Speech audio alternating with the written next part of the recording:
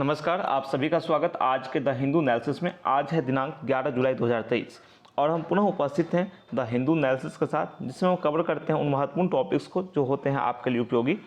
तो इस क्रम में हमारे पास जो आज का पहला टॉपिक है यह है सेकेंड मूनशॉट। अब चंद्रयान मिशन को लेकर हम चर्चा करेंगे। उसके बाद दूसरा टॉपिक है बंगाल में जो स्थिति है उसको लेकर भी चर्चा है। इस हिंदू एनालिसिस में, हिंदू संपादकीय में दिया हुआ है, उस पर भी चर्चा होगी। वर्ड बाय वर्ड विश्लेषण मिलेगा। तो बिल्कुल आप सत्र के लास्ट तक हमारे साथ आप बने रहें। और एक बात मैं बताना चाहूँगा कि अगर आप नए हैं तो सब्सक्राइब कर लीजिए। दूसरी बात कि अगर आप पुराने सदस्य हैं तो नो डाउट लाइक, कमेंट और शेयर जरूर कीजिए। तो ठीक है, अपनी जर्नी को स्टार्ट करते हैं। Second moonshot. अब देखो, Chandrayaan 3 speaks to moon's rising importance in scientific political milieus. अब देखो क्या है सेकेंड मूनशॉट, यानी कि जो चंद्र पर भारत ने दूसरा प्रयास कर रहा है। पहली प्रयास में विफलता हाथ लगी थी, आप सभी को पता होगा। चंद्रयान 2 मिशन के साथ क्या समस्या हो गई थी, है ना। हार्ड लैंडिंग हो गई थी, सॉफ्ट लैंडिंग की आशा की गई थी, लेकिन ये नहीं हो पाया था। परिणाम स्वरूप बस ऑर्बिटर काम कर रहा है उस मिशन का, बाकी उसका नष्ट हो गया था। और चंद्रयान 3 मिशन की यहाँ बात की जा रही है। चंद्रयान 3 मिशन से ये पता चलता है हमें कि जो मून का राइजिंग इंपोर्टेंस है, चंद्रमा का जो बढ़ता महत्व है, किस फील्ड में, साइंटिफिक या फिर राजनीतिक परिवेश में, दोनों में, वैज्ञानिक या राजनीतिक परिवेश में जो चंद्रमा का बढ़ता महत्व है उसको लेकर आप समझ सकते हैं चंद्रयान 3 मिशन के माध्यम से। तो at 2:35 PM Indian standard time on July 14 the Indian Space Research Organisation plans to launch the Chandrayaan 3 mission to the moon on board a launch vehicle mark 3 from Sriharikota. अब देखो कि 2:35 PM को श्रीहरिकोटा से, है ना, जो ये इसरो है, भारतीय जो अंतरिक्ष अनुसंधान संगठन है, Indian Space Research Organisation ISRO बोलते हैं इसे, इसकी योजना है कि ये चंद्रयान 3 मिशन को मून के लिए, चंद्रमा के लिए भेजेगा, जिस पर कि एक लॉन्च व्हीकल जो है मार्क 3 का जिसमें यूज होगा। अगर आप ये भी मैं थोड़ा ब्रीफ कर दूं कि चंद्रयान 2 मिशन के साथ समस्या की थी और चंद्रयान 3 मिशन में एक तरह से स्पेशल क्या है जो आपको जानना भी चाहिए। तो देखो, इस बार जो पहल की गई है और जो बताया गया है इसरो की तरफ से, जो अपडेट आया है, जो बातें कही गई हैं उसको लेकर है कि इसमें काफ़ी सारे इंप्रूवमेंट किए गए हैं। जैसे पहला इंप्रूवमेंट ये है इस मिशन में कि इससे पहले क्या हुआ था, देखो पहले क्या हुआ था कि क्रैश लैंडिंग हो गई थी, हार्ड लैंडिंग हो गई थी। और इस बार क्या है कि टारगेट जो था वो थोड़ा कम रखा गया था, मतलब जो लक्षित क्षेत्र था जिसमें इसको उतरना था वो थोड़ा कम था। लेकिन इस बार जो लक्षित क्षेत्र है ना, जहाँ पे इसको उतरना है चंद्रयान को, थोड़ा बढ़ा दिया गया है। ठीक है। दूसरा ये है, इसमें कहा गया कि इंजनों ने पिछले वाले मिशन में क्या हुआ कि ज़्यादा थ्रस्ट पैदा किया, ज़्यादा जोर पैदा किया, उससे भी समस्या क्रिएट हुई। दूसरी बात कि तेज़ी से जो मुड़ा, वो जो चंद्रयान था वो तेज़ी से मुड़ा, जो कि सॉफ्टवेयर से कंट्रोल नहीं हो पाया। ठीक है, तो वो भी एक समस्या थी। लैंडिंग साइट का मैं बता ही चुका हूँ कि जहाँ उतरेगा यह, वो पहले 500 मीटर बाय 500 मीटर की छोटी लैंडिंग साइट थी, लेकिन इस बार उससे बढ़ा दिया गया है। लैंडिंग साइट जो है करीब 2.5 किलोमीटर तक का कर दिया गया है। ठीक है। और दूसरी बात यहाँ पे यह है कि चंद्रयान 3 जो है, चंद्रयान 3 जो वहाँ पहुँचेगा उसमें देखो एक प्रोपल्सन में मॉड्यूल है, एक लैंडर मॉड्यूल है, 2 हो गए, और तीसरा जो है ना वो रोवर है। रोवर, अब रोवर आप सभी जानते हैं, पिछली बार ना प्रज्ञान था। देखो रोवर क्या होता है ना, वो चंद्रमा पर उतरेगा, उसमें 6 पहिए लगे होते हैं, वो जानकारी कलेक्ट करेगा और इसरो को भेजेगा। तो ये रोवर भी उसमें है, लेकिन इस बार ऑर्बिटर नहीं है, क्योंकि ऑर्बिटर ना पिछला वाला ही काम कर रहा है। ऑर्बिटर जो है वो पिछला वाला काम कर रहा है, इसलिए इसरो जो है इस बार ऑर्बिटर नहीं भेजेगा, उसी ऑर्बिटर का यूज करेगा चंद्रयान 3 मिशन में। ठीक है। तो ये कुछ बेसिक बातें थी जो आपको जानने वाली थी। चलिए, और प्रोपल्सन जो मॉड्यूल होता है ना, ये स्पेसशिप को उड़ाता है, उड़ाने वाला हिस्सा होता है। और लैंडर मॉड्यूल जो होता है, ये जो हमारा जो स्पेसशिप होता है, जो अंतरिक्ष यान होता है ना, उसको क्या करता है, चंद्रमा पर उतारता है ना, चंद्रमा में उतारने वाला हिस्सा होता है। चलो पढ़ते हैं, एनालिसिस वर्ड बाय वर्ड समझते हैं। ठीक है। Chandrayaan 3 is largely a replica of its predecessor Chandrayaan 2 that was launched in July 2019। अभी देखो चर्चा की गई उसकी चंद्रयान 2 की। The form of an orbiter and the lander Vikram bearing और रोवर प्रज्ञान। अभी प्रज्ञान की मैंने चर्चा की है ना, प्रज्ञान से आप सभी अवगत होंगे। तो देखो चंद्रयान 3 जो है ना, एक तरह से काफी हद तक जो चंद्रयान 2 की कॉपी है ना। ये चंद्रयान 2 जो है उसे जुलाई 2019 में भेजा गया था, जिसमें कि एक ऑर्बिटर था, लैंडर था और रोवर था। ये सब लॉन्च किया गया था इसके साथ। लेकिन वही मैंने बताया आपको, बस इसका ऑर्बिटर काम कर रहा है, ना इसका लैंडर बचा ना रोवर बचा, क्योंकि ये क्रैश कर गया था, इसकी हार्ड लैंडिंग हो गई थी। हार्ड लैंडिंग उसे बोलते हैं, चंद्रयान 2 को जिस स्पीड से उतरना था ना चंद्रमा पर, इसकी स्पीड काफी कम हो जानी थी, तभी वो आराम से सुरक्षित उतर पाता, लेकिन इसकी स्पीड पर कंट्रोल नहीं हो पाया और यह काफी तेजी से धराम से नीचे गिरा, उससे यह नष्ट हो गया था। While the orbiter entered into orbit around the moon, वही ऑर्बिटर की बात कर रहे हैं तो ये तो उसके मून के ऑर्बिट में एंटर कर गया था, ठीक है, उसकी कक्षा में, चंद्रमा की कक्षा में, वो उसमें कक्षा में चल रहा है, चक्कर काट रहा है। The surface mission failed in September when the lander crashed instead of executing a slow descent. अभी मैंने बताया कि सितंबर में जो फेल किया था ये मिशन, तो लैंडर जो था वो क्रैश कर गया था, क्योंकि ये स्लो जाना था लेकिन वो काफी तेजी से गया था नीचे, है ना, तो वो क्रैश कर गया। ISRO later identified a problem in the guidance software and unexpected dispersion in the propulsion system during certain phase of the descent. यही मैंने बताया, प्रोपल्सन सिस्टम जो होता है ना उसका, चंद्रयान का, वो क्या होता है, उड़ाने वाला सिस्टम होता है। तो इसरो ने समस्या पता लगाई। देखो चंद्रयान 2 मिशन विफल हुआ तो डेफिनेटली एक बड़ी क्षति हुई, है ना, हमारा प्रयास थोड़ा बाधित हुआ, लेकिन इसरो ने उसमें समस्या का पता लगाया। इसरो का फुल फॉर्म आप लोग जरूर बताना कमेंट बॉक्स में।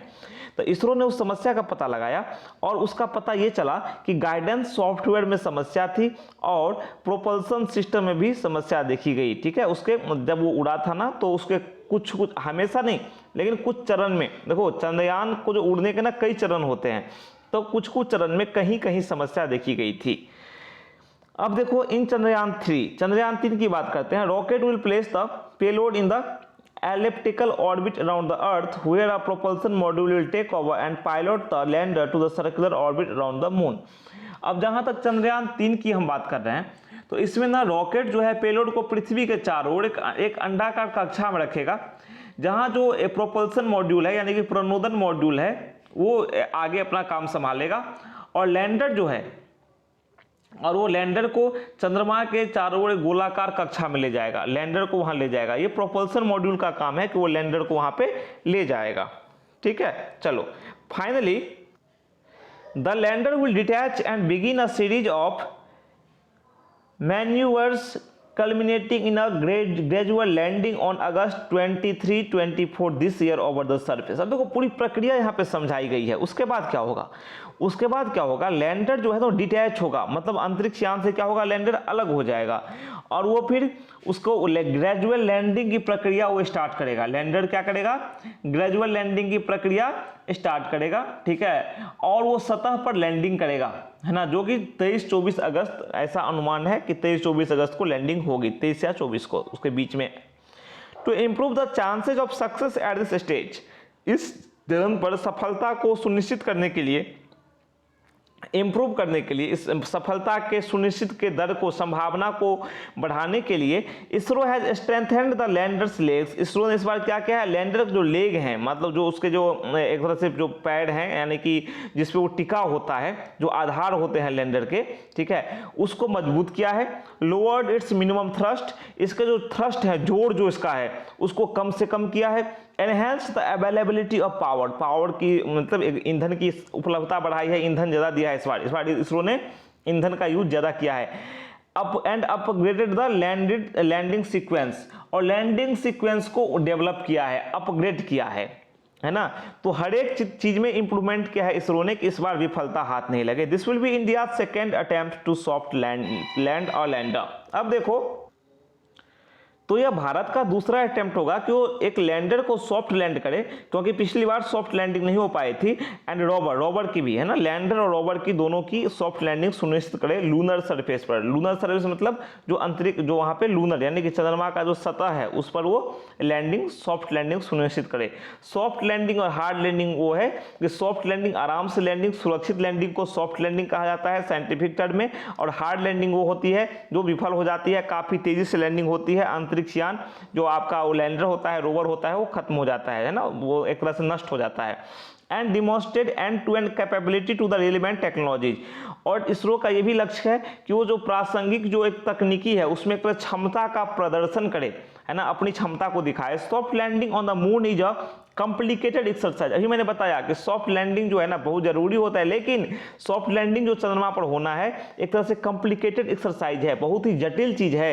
And the possibility of failure, और जहां तक फेल्योर की बात करें, exists if it may be lower, yet there is good reason to focus on the consequences of a complete success। अब देखो कि विफलता जो है ना ज़्यादा केस में देखी जाती है, क्योंकि देखो फेल्योर मतलब विफलता एक दुष्कर कार्य है सॉफ्ट लैंडिंग, है ना। अगर मान लो अगर कम भी है, यहाँ पे एक तरह से इसको कम किया जा सकता है ना, विफलता के मामले को।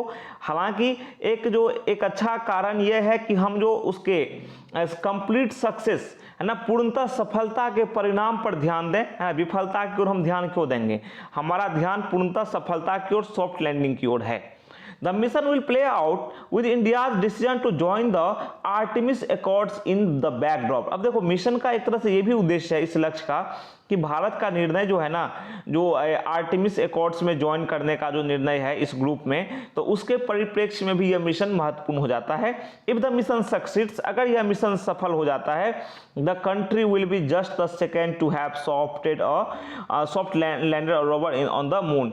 कि तो अगर मिशन सफल हो जाता है तो देश जो है ना, भारत का, द कंट्री मीन्स भारत, अगर ये सफल हो जाता है तो एक तरह से आप ये समझो कि भारत जो है चंद्रमा पर सॉफ्ट लैंडिंग करने वाला दूसरा देश होगा, है ना। It will be the second, है ना, दूसरा देश होगा सॉफ्ट लैंडिंग करने वाला।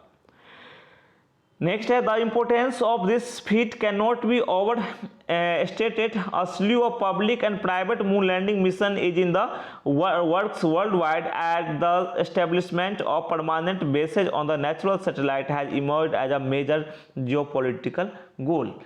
अब देखो बात यहाँ पे समझने वाली ये है कि दुनिया भर में देखो अगर मान लो सफलता हो गया तो इस महत्व, इस उपलब्धि के महत्व को आप कम करके नहीं आंक सकते, ठीक है। ये जो इसका इम्पोर्टेंस है ना, ये can not be over stated, है ना, और एक तरह से ज़्यादा भी आप नहीं दिखा सकते।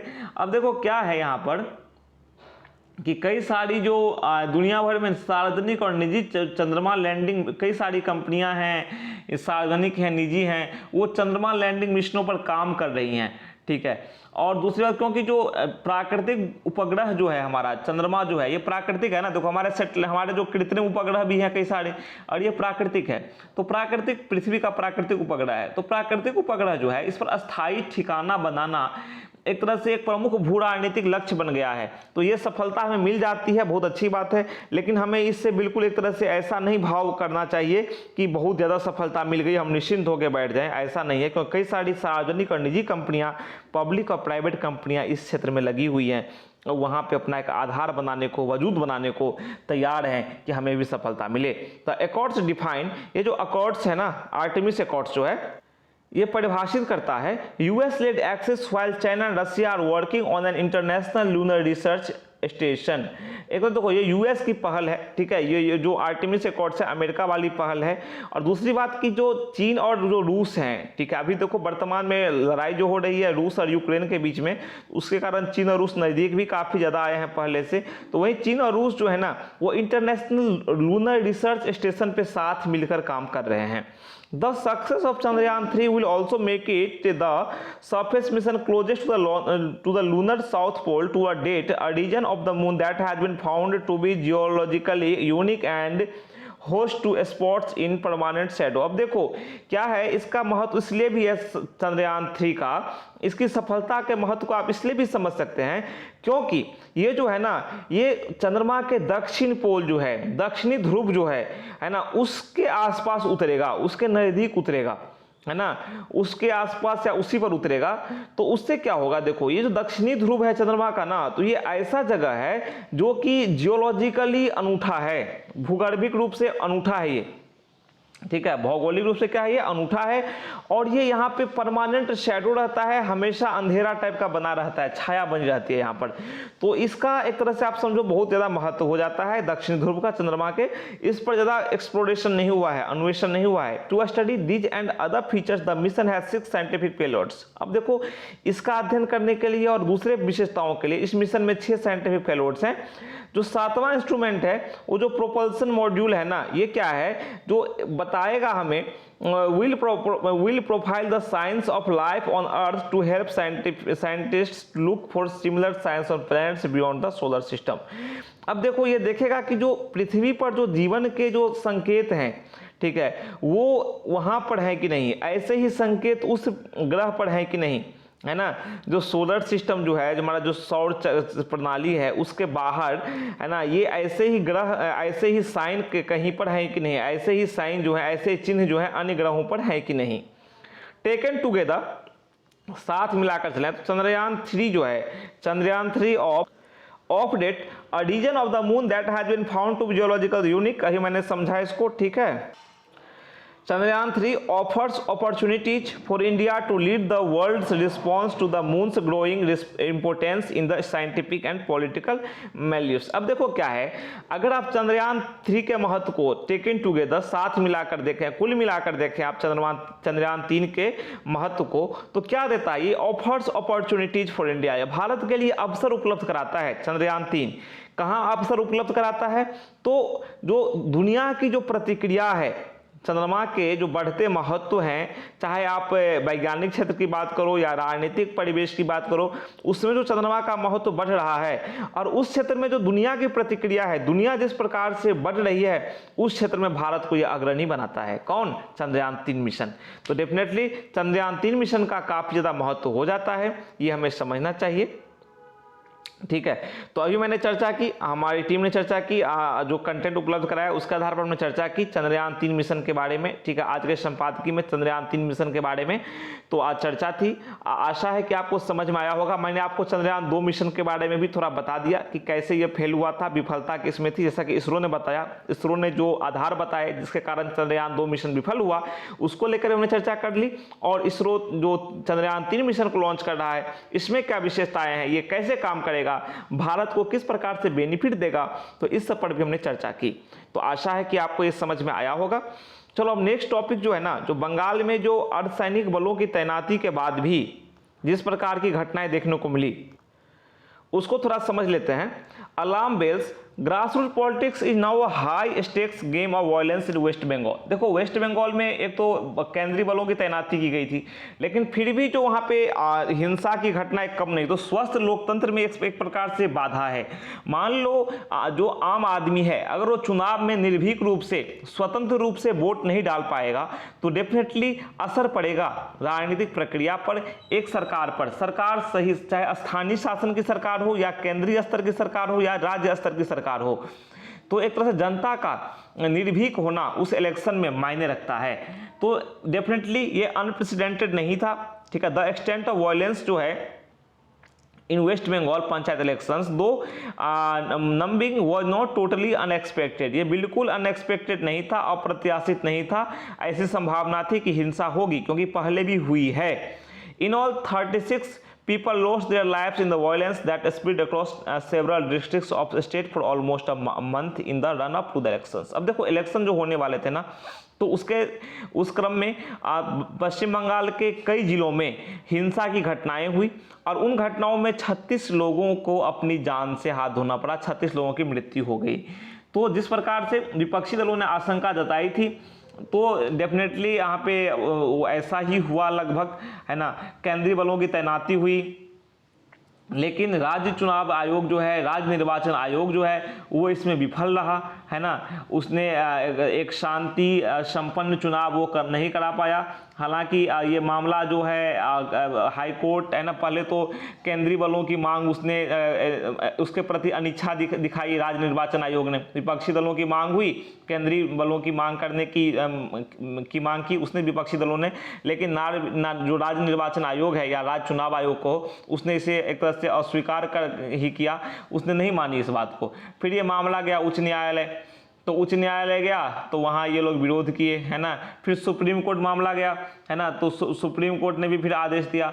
तो कहने का मतलब ये है कि फाइनली एक तरह से ये हुआ कि केंद्रीय बलों की तैनाती हुई, लेकिन फिर भी जिस प्रकार से हिंसा हुई, है ना, जिस प्रकार से स्थानीय इलेक्शन में पिछले भी ऐसे होता आया है, लेकिन ये सुनिश्चित होना चाहिए कि एक तरह से एक शांति और स्वतंत्र और निष्पक्ष चुनाव सुनिश्चित हो और राजनीति थोड़ी प्रतिस्पर्धात्मक हो, है ना, थोड़ी सही हो।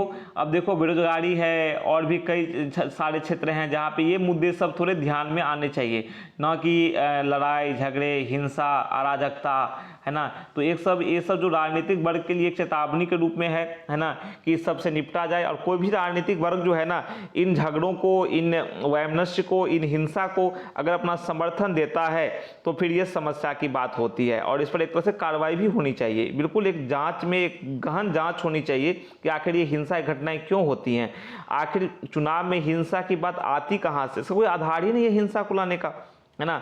अब मान लो किसी कैंडिडेट को डराया जाता है, धमकाया जाता है, हिंसा की जाती है, भय आतंक का माहौल बनाने के लिए। लोकतंत्र तो आतंक का पर्याय नहीं है। तो ये बातें हैं जो कि कुछ समझने वाली बातें हैं। इससे पहले भी संपादकीय में ये टॉपिक कवर हुआ है, तो इसलिए मैंने आपको थोड़ा ब्रीफ में बताया, वर्ड बाय वर्ड इस टॉपिक को मैंने नहीं बताया, ठीक है। हमने डिस्कस नहीं किया, हमने डिस्कस किया है चंद्रयान 3 को, जो साइंटिफिक पॉइंट ऑफ व्यू से काफ़ी महत्वपूर्ण है, हमारा स्पेस रिसर्च के दृष्टिकोण से महत्वपूर्ण है, ठीक है।